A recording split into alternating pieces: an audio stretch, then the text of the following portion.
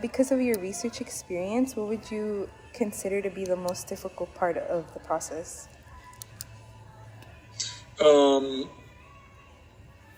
I would say for me the most difficult part of the process is just having the finding the time to do it properly. Doing it properly can be very time consuming. There are some universities where professors are judged by their research, but they're given a lot more time to do it. Typically, I have some colleagues who work at universities where they teach 2 classes a semester, which gives them a lot more time to do research. Whereas we typically teach 3 or 4 classes a semester, and that doesn't really leave much time for research. So that probably doesn't answer the question of what might be the most difficult part for you. But it really varies from person to person. Sometimes it's designing the study, sometimes it's doing the literature review for the study. Sometimes I would say that when I first started doing it, so I'm a former journalist, and journalists, there's kind of I have problems with it, but when I was a journalist, I tried to be as objective as possible. I tried to basically not express my own opinion.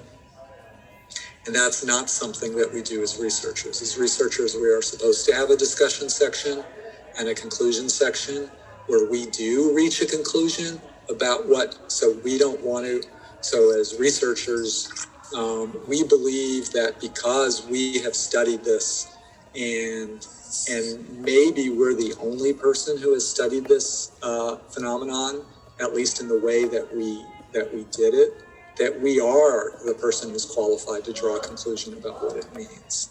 And that's something as a journalist that I was trained never to do. So when I first started doing academic research, I think that might have been the hardest thing for me. But I've gotten over that. It's been about 10 years since I worked as a journalist. And I've done a lot more academic research in the meantime. So I don't have any problem now telling people at least what I think about my research. With this sort of, I guess, like reckoning of like all the issues with social media in the past couple of years, especially with misinformation and stuff like that, what do you think that the long-term effects of this would be, especially related to like research and how to conduct research about social media trends and whatnot? Like, what do you think that companies like Facebook or Twitter, do you think their responses to this criticism would be sufficient enough that it would change the way that we do research on these sites, or is it? Well, I would say that, so if you read my journal articles, if you read the journal article titled "The New Gatekeepers," or if you read the journal article that my dissertation supervisor was lead author on, but I contributed to, called, I forget what that's called. I think it's called "Theorizing Journalism's Relationships" or something like that. And then I'm also working on a book chapter that's probably going to be published next year.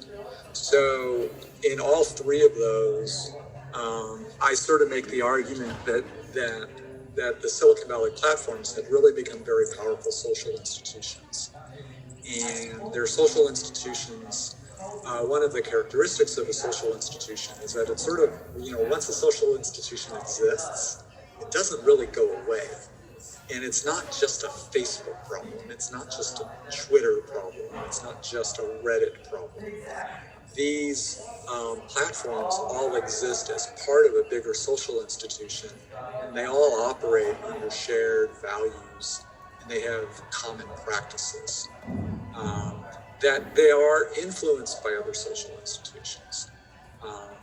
So you can't expect Facebook to become something it isn't.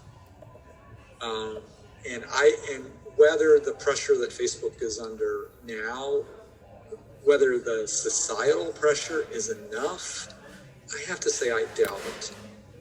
Just based on the research that I've done, and more importantly, the research that a lot of other people have done that maybe is more influential and more wide-reaching than just.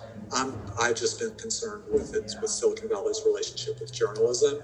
There are other people who are looking more broadly at the overall societal effects. But that said, there are ways to pressure, but it would take other social institutions to act. And the question is, are these social institutions capable of it? So the main issue is whether the political system in the United States is capable of regulating these companies in any way, but they would have to figure out how to do it in a way that doesn't violate their First Amendment rights, and because the Supreme Court would step in otherwise. So that's sort of an example of social institutions interacting with each other. The one thing that could happen that the Supreme Court possibly could accept would be ordering Facebook to be broken up. And I really think that's the only solution that changes things. But does it change it to the extent that you, Jared, might think it needs to be changed? I don't know. Do you think with the development of social media and how news is becoming more available on it, is that good or bad for us as a subscriber? Do you think it would be better for us to search out news rather than just be bombarded with news? I would say that it would be that for an individual news user, it would be better to find a small number of independent, reputable, nonpartisan news sources. That's a hard thing to find, though, nowadays, I feel like, no? Well, okay.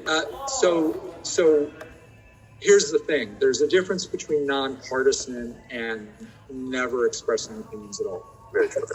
So two of the best independent, reputable, nonpartisan news organizations are the Wall Street Journal and the New York Times. Now, the New York Times, in general, it's overly simplified to say this, but in general, it is a left-of-center audience. And the New York Times content reflects its audience to some extent. Now, it's also a relatively wealthy audience, too. So it does reflect the interests of the wealthy, which is not always what you would say is liberal. Whereas the Wall Street Journal has a definitely right-of-center audience. Now, not everyone who reads the Wall Street Journal is right-of-center, but like the New York Times, the audience leans left-of-center. The Wall Street Journal audience leans right-of-center. The Wall Street Journal opinion page is very right-of-center, and the New York Times opinion page is very left-of-center. But the newsrooms, both newsrooms, follow the principles of, even though they know their audience, they respect their audience enough that they want to provide multiple perspectives on every issue that they cover. And they also verify the information that they publish. So even though opinions are expressed, they both count as independent, reputable, nonpartisan news organizations.